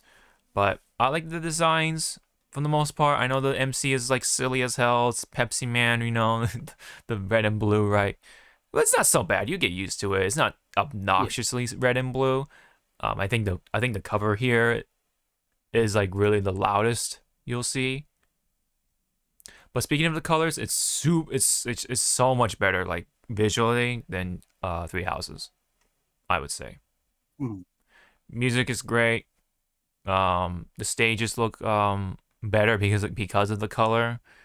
I noticed that like Three Houses is like very muted in comparison. It's like kind of grayish, but Three Houses has a story. The characters are still compelling. Very very much higher stakes, right, than Engage, but Engage still has its own thing, right? So it's still fun and entertaining. And yes, it is silly as hell with the whole like combining, right? Even in the opening, it reminded me of like Power Rangers. They're like, let's fight together, like and like engage, it's morphing time. Our friendship. Yeah, power. Literally, that's what it is, man. All that cheese you get in here, man. So, that like it's literally they literally kind of say it's morphing time, but it's like engaged, Yeah, and then they morph. I mean, I kind of wished they went full like Super Sentai and like have like a long intro of like just them transforming and stuff like that. That'd be so funny. Every time too, every fucking time, like in the show. And you cannot skip it. You can't skip. No, you can't skip it. Yeah, you gotta always see it. It's like you sit there, sit there and watch. Yeah, you want to engage, you gotta sit through the cutscene, man. That's how it goes. I mean, like, I was asking my friend, because I'm interested in playing this game, but right now there's like other stuff that's taking priority. Gotcha. Yeah. So I asked him the big question because another friend asked me, he's like, "Is this a good game for a newbie to dive in?" Mm-hmm. And me and my friend came to the same exact answer. It is, but not really. Because in our take is like because of the past, there's past characters coming in. Yeah, true. And it'll be like, here's this hero. Oh, what does he do? Well, he does this. Okay, what else does he do? Oh, well, here's the game he's from. Play that first, then come back to us. Because that's what my friend said. It briefly tells you who these characters are, and then just goes like, "Okay." Yeah. He's like, here's Marth. Wow, he's from Smash, right? yeah, sure. Yeah. Here's his game. Here's his game. Go play it. Like, I mean, wait, what do you mean? I mean, you could say like it can spark inspiration to like look into like the old stuff too. Like, oh, you want to see where they're from, like, and then you'll like look into their game and like, oh, maybe I want to play this somehow, like maybe on the 3DS or maybe emulate it. I don't know. For all I care. I mean, it's yeah. I mean, it in a way, yeah, it'd be nice for you to have prior Fire Emblem knowledge, but the gameplay itself is. It's a strategy game. You don't need to like execute anything. You just point and click, and that's all there is to it. And yeah, you learn about the weaknesses, right, with the sword, axe, and lance. It's a rock paper scissors mechanic, but you also learn other weaknesses with the mage and thieves and archers and dragons and such like that. And also there's like perks and abilities and new mechanics, I guess, with the breaking and stuff like that, and of course the rings, right, the emblem rings and all that hoopla and jazz and whatever. But it's fun. They definitely brought down the social aspects of it, because Three Houses was very much Persona. If anyone played like Persona 5, very much reminiscent. You get less of that here, and despite that though, the gameplay loop is still apparent. Like, so you do one battle and then you go back to your base and then socialize. That's pretty much how it goes. So you build your social link with each character essentially, or you can you can pretty much ship like these two characters. Oh, I want these two characters together, right? And then you build their bond or their support relationships together in a way. That's always been the Fire Emblem way, that's and also, of course, for those who worry, right, do I have to deal with permadeath? No, you can turn it off. You have the option, right? If you want to have a Fire Emblem mode on, go ahead. If you want to have casual mode on, go ahead. That's how I'm doing, man, because boy, that game is brutal. The game it can be brutal at times, even on normal. Like, Jesus, man. Maybe not when it comes to the story and the story modes or the story campaign, but for like the extra stuff like skirmishes, those will whoop your ass if you're not too careful. So, yeah, that's the thing. That's the key thing to take away from. But yeah, the game is really fun. It's very colorful, very appealing in that sense. Characters are still lovable and stuff like that. There's gonna be weirdos. It is a the that Japanese game, right? So you can have like those weirdos with like romance options and such like that. Yeah, you're gonna have those weird characters. So there, like literally, there's a scene. I'm gonna tell you one scene, right? So there's two characters. One's a princess, one's a retainer. Like one, it's like a right hand man / left hand man, whatever you want to call it. And the dude is like, I'm gonna let you know, I don't like you, but I'm gonna still follow you. And then the princess is like, hey, I don't like you either. All right, cool. And that's like one scene. So it's like, hey, I don't like you either. All right, cool. But of course, as you build more support relationship or build more bond, then of course you get like better interactions, I guess. Yeah. Yeah. But, it's very refined in comparing, or like trimmed down, I guess you could say, but in a good way in comparison to Three Houses. So if you want the Persona stuff, Three Houses is there. But if you want just like more combat and stuff like that, cool flashy shit, Engage is there for you. So yeah.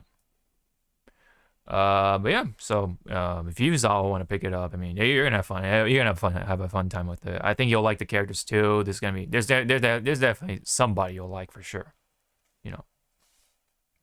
No, because my favorite character at the moment was from Fates, the one with the samurai aspect. Oh yeah. Ryoma? It was big, yep, Big Brother Ryoma. I knew it, pissed man. off. I know it. Still pissed off that you couldn't romanticize him as a male character. Yeah, that's kind of how it works. Man. It's like you just go like, I gotta keep the bloodline strong. Come on. Yeah, very limited on those options when it comes to same sex or same genders, I should say, relationships. It's like very, very limited, especially in like Three Houses too, like very small. I mean, I find it also funny, like Japan, like shipping culture in general. It's like, wow, you guys romanticize, like the two males being together and stuff, but when you actually put it into practice, like in video games, it is so watered down, or it's hardly there. It's like very straight cut, like yeah.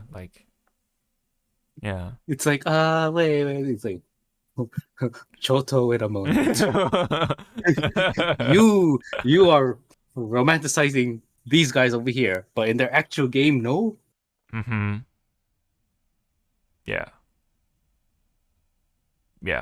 Yeah, especially with like Sanji Zoro, like that's a prime example, right? Like people love that shit, right? But yeah, people are like pounding that to make reality, and I'm like, I don't think that creator is gonna make it happen, kids. Yeah, it's funny, but it's not gonna be a reality, But if it does, like in the final arc, I'll be like, holy crap! I'd be like actually, you will be like, I'll be like, the black in the GIF, like the GIF, like. Even though and then I'll be just staring. Yeah. I'll be like just staring at you, going like, You okay there? Your boy has someone to love now. Hey, at least Sanji cooks. At least he cooks. Yeah, but will Zoro be, on time to, be home on time? Oh yeah, because he gets. Yeah. Or it's like Zoro, go get me some like tomatoes and potatoes from the market. Mm-hmm. Okay.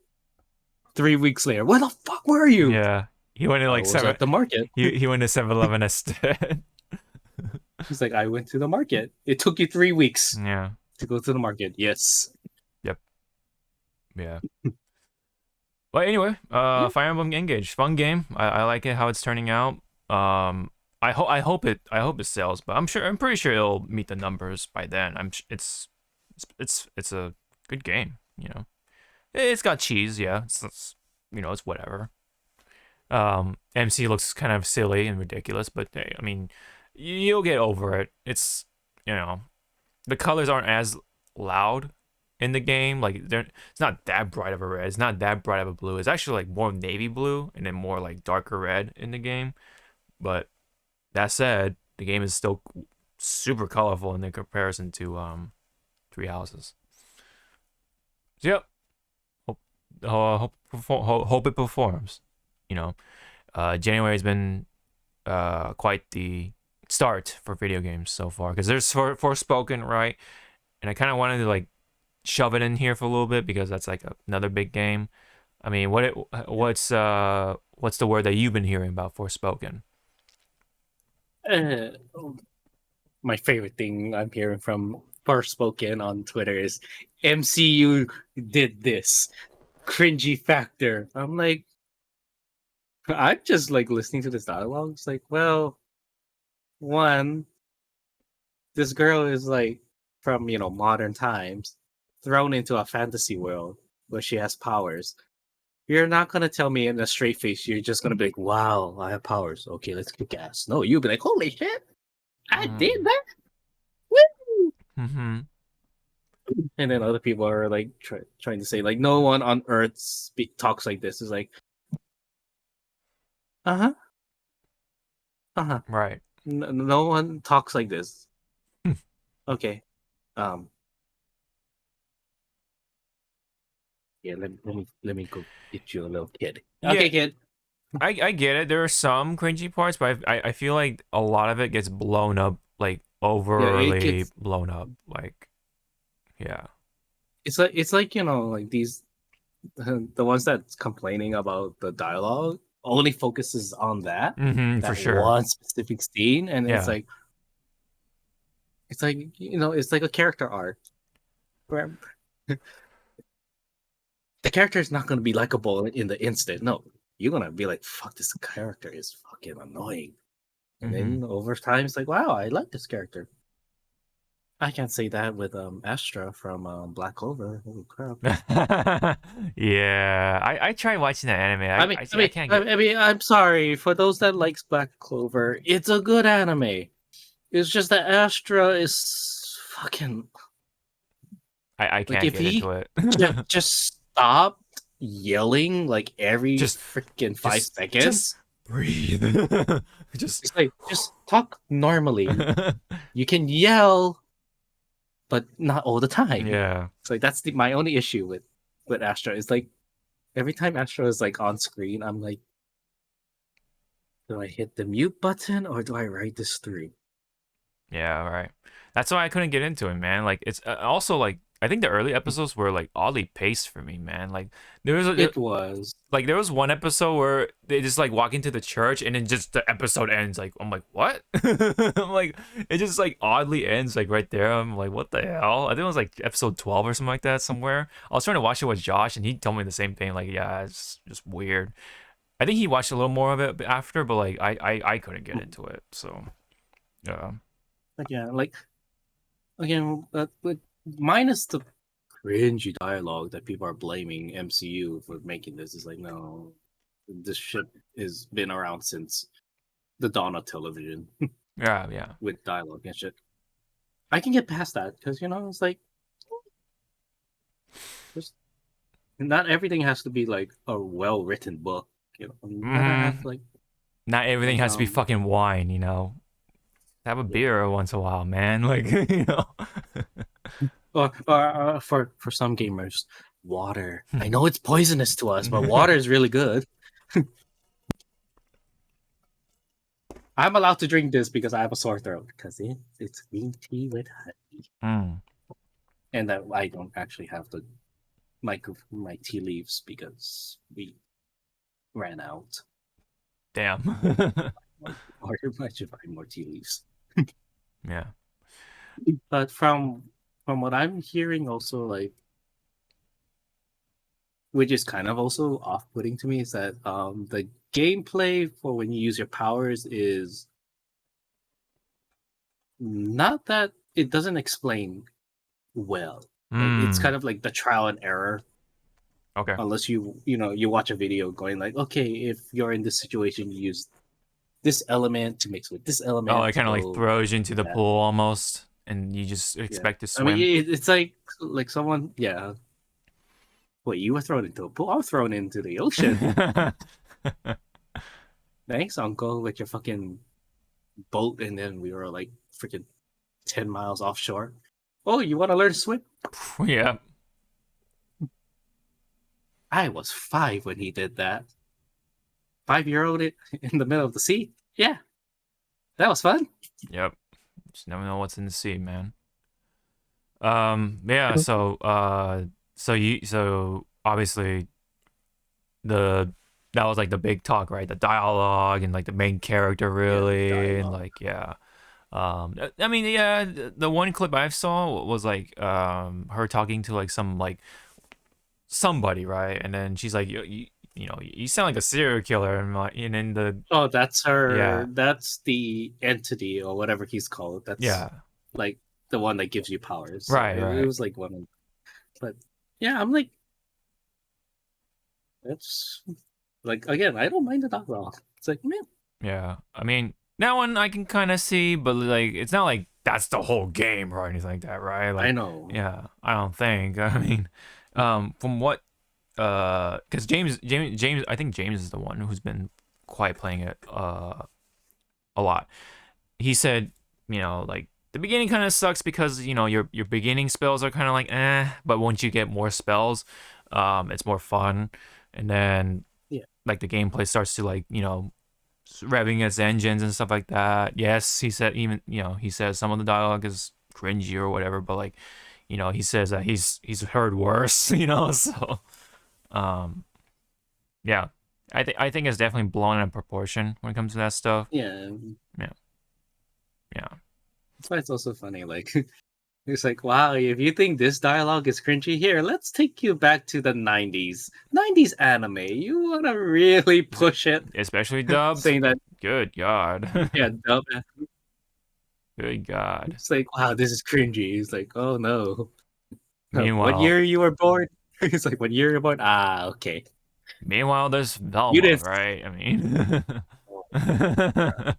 meanwhile, there's Velma, which actually ruins something, right? Well, Forspoken is like, I mean, that's pretty realistic of how a modern person would be stuck in a world, in the isekai gets isekai into this world. Yeah, it's basically an isekai. Yeah. Like, you're not gonna be like just sitting there or standing there going like, oh wow, I'm in a new world. Wow. Cool. Let me go here. No, you'll be freaking the hell out going like, where am I? What is this? What the fuck is that? Why am I wearing this? Yeah. Yep. That's why I feel like Konosuba kind of makes fun of that whole isekai thing like perfectly. Trope, yeah. That trope perfectly, yeah. I'm still waiting on more anime, man. On that anime. But anyway. Yeah. It'd be so funny, like we got isekai. Our reaction would be like, wait, this looks familiar. I know. Yes, those animes have prepared me for this. Yes. I mean, you, sir, will be like looking for like, okay, where's my harem? Okay, there goes Hawk. I guess where's my harem? Yep. Zawa, look, I found a beast man. Okay. Yep. Time to see what my powers are here. Let me see. Powers of persuasion. Nope. Not that. Do I have lightning? Nope. Can I stop time? Nope. Goes out of script. What the fuck is my powers? Nothing. Probably like hopefully you don't have a similar build to like Mega Man or something. Like you just have the one spell, but you can only specialize in that one spell, or choose to specialize in that one spell, which is explosion. But yeah. And again, like Again. Forspoken. Yeah. At the end of the day, it's like it's a game. It's just a game. Mm-hmm. If you want to play it, go play it. If you don't want to play it, don't play it. Yeah, I guess. In this case, yes. Yeah. I don't think it's doing anything inherently wrong. It's just it's very subjective right now with what's wrong with the game. And not and again, not really objectively wrong with it. Unless it's again like if it's like a live service game, it's like okay, then I guess, right? You can definitely get mad at that stuff. Well, I mean, there's probably gonna be a game like that could potentially reach to that point of like hate or praise, which is like, you know, Harry Potter, because where that game is gonna go, right? Like, is it gonna be live servicey, or is it gonna be like this big thing, big sandbox thing you can kind of do as a young wizard or whatever the hell? Like, I don't know. I know Todd's gonna play it, so I'm gonna ask him for his opinion and stuff like that. Also, somebody else might actually play it too. So we'll see. But speaking of that game, I heard like people got mad because like there's no romance options or something like that. I'm like, all right. Like, it's like, but why though? Yeah, like you get, aren't there like a lot of activities in that game? Like, yeah, I don't know. I mean, cool if there's no romance options, but if I was like playing that game, I mean, I focus on the other things, man. Quidditch, I mean, come on, man, like, or just fighting monsters and shit. And what is it, the turn-based combat shit? But yeah, that's pretty much it. Yeah. I'm not gonna I'm not gonna play the Harry Potter game anytime soon. Yeah. Just saying. Right. Because again, there's other games coming out that I kind of want to have like a month to dedicate. Mm-hmm. Yeah, same here. Yeah. And then you have your like cosplaying stuff, right? Like on the side or whatever. So. Yeah, which I'm kind of like because of today and my sinuses, I'm 1 day behind. Mm-hmm. Yeah. Yep. Which is not bad because when I'm looking at it, it's a good thing I have the figure. Thank you, boyfriend. This actually is a good fucking medium to know what I'm building. Oh wow, So nice reference. This and the front is all done. It's just now the back area I need to do. And then after that, it's just the legs, and then this. So, in a sense, I'm on track, but I'm not on track. If that makes sense. Yeah. Yeah. You're ahead. You're like behind on certain areas. So. Yes. From what it sounds like. Okay. Okay. Let me see if there's anything else. Oh, have you watched the Last of Us stuff, or you didn't get a chance? No. Last of Us is gonna be that one streaming service I'm going to wait. Oh, you said you're gonna finish the whole thing. Yeah. Oh, so I can do a proper sit down and go. Mm-hmm. Yeah, the first 2 episodes have been really good so far. I think the second one's been like incredible. Like they portray like everything perfect, like even the clickers and stuff like that, perfect. I think, pretty like realistically too, like with how like you know you kind of handle the gun in this situation or something like that, or you know that stuff. All I know is that my friend who really likes Pedro, Pedro Pascal, yeah, saying that, it was like you need to watch it. I was like, why? He's daddy material. I was like, what? What do you mean? And she showed me a clip. I was like, yeah. Yeah, I mean, I know. I think he's been doing good as or great as Joel. Like how he portrays like the really like grim side of Joel and stuff like that. Yeah. Kind of like borderline, sort of like not bad guy, but like kind of you know, um, it's hard to explain, but like you lose a kid. You live through this shit 20 years. Like it's gonna do shit to you, you know. Like so that's why Joel is Joel, right? So I think Pascal like portrays that perfectly so far. Ellie, the actress for Ellie, is fucking like nailing it too. Like I feel, and yeah, like the rest of it's pretty good so Yeah, far. like, but I read some idiots going like, um, what you call, going like, oh, the child that's playing Ellie does not look like her. It's like, God damn, here we go. Oh yeah, yeah. It's like, it's like, here we fucking go, kids. No, I mean like it's like a minor thing. Like I say in the end, like at least they perform very well. Like the acting chops, Yeah. like how they respect the character and such like that. Like it's all there. I feel so. I can overlook that.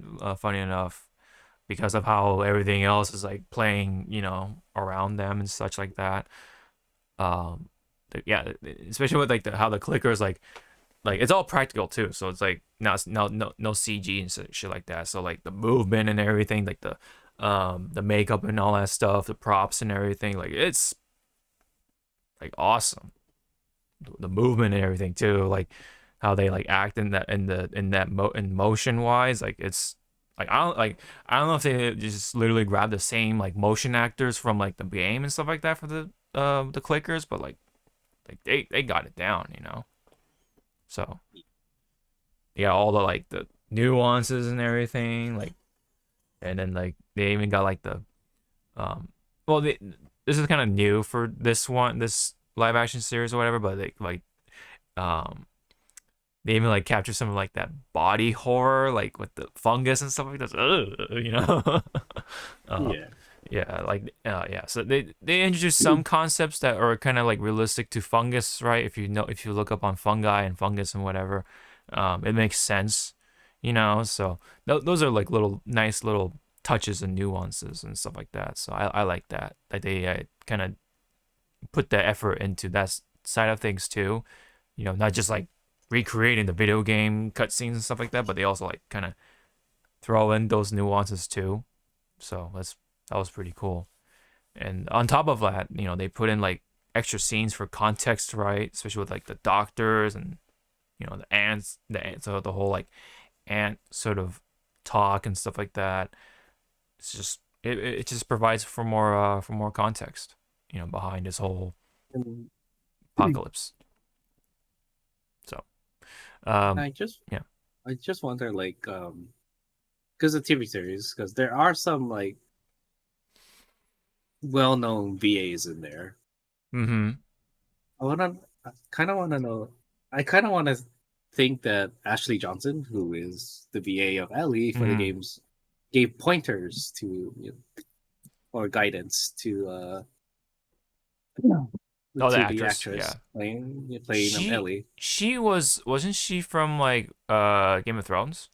That's how like she got kind of like her foot into the thing in the first way because HBO, so Yeah, she was one of those badass fucking little characters in Game of Thrones, even though it fucking went zoom. yeah. She was she was the young noblewoman Lyanna Mormont, who pretty much had this attitude like, I don't care what the fuck you're saying, I'm doing what I'm doing right now. It's like, Mm. I like you. Mm-hmm. I like you, little girl. Yeah. Yeah. Does she die? No, Oh, okay. she lived. Okay. Okay. That's But neat. I did not know this guy was also in the live action, so maybe I'm gonna be excited when he shows up. Okay. Okay. I'm gonna type out his name so people don't go like spoilers. Because you already watched, right? For Some of the first 2 episodes, right? for Of The Last of Us. yes. I didn't know this guy was in the series. Or was in the live action series. So I'm gonna surprise Okay. myself. Okay. Yeah. Okay. Yeah. See. Yeah. Yeah. So now it's like Yeah. For the most part, if people play the game, they know what's gonna come up. But there's like those nuances, like I've been saying, like you get to kind of experience and more context behind some things. So I feel like it's kind of its own thing, but it still kind of celebrates what made Last of Us The Last of Us. So I honestly, so far I'm gonna give it like a 10 out of 10. So far, I think it's great. It's a great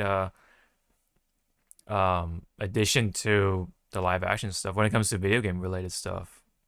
One of the good live action video game stuff. So yeah.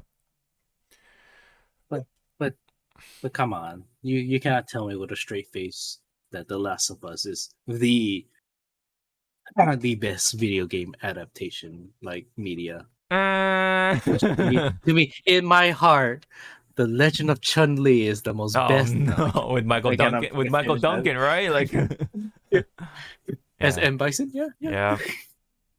No, I thought no. Clark Duncan was Michael Clark Duncan was M Bison. No. Sorry. Balrog. There you go. Because I'm doing the fucking Japanese rotation. Because yeah. Because because M Bison is Mike Bison, so he's the boxer in Japan. But Vega is M Bison, and then Balrog is Vega. I love all this name switching Yeah. to the West. Is like Jesus Christ. All because they thought Mike Tyson himself would be mad, but he's not really mad. So I mean, it's like one of those like okay. It's a good thing that you were thinking that far ahead, going like maybe we shouldn't do this. mhm. we might get slapped. Yeah. So that's why they have Boxer, Dictator, and Claw to make it universal for everyone, especially when you're in Japan. Yeah. But anyways, Japan. But anyways, yeah, video game adaptations as far as it goes, I say definitely Last of Us is definitely one of the best ones, like one of the top ones, up there in the recent times. But yeah, that's all there is to it on the docket. I don't know if there's anything else we can bring up at that point. I think we're pretty much set. So I'll bring it back. Do not watch Velma, everybody. I mean, you can go watch it, but if you really want a dark, like mature, greedy Scooby Doo, watch Mystery Incorporated. Okay. I mean, Velma isn't even Scooby Doo. It's just like, I don't know, it's just something else with the Scooby Doo mask. You know what I mean? Like it's it's literally wearing a mask, and then someone's gonna pull it, and then that entity or whatever is gonna be like, well, I room for you, fucking meddling kids or whatever. Meddling kids. Yeah. Anything. I mean, anything is better than Velma, man. Like it doesn't really take much. Grass is better. A pup named Scooby Doo is better than Velma. I mean, come on, man. Like,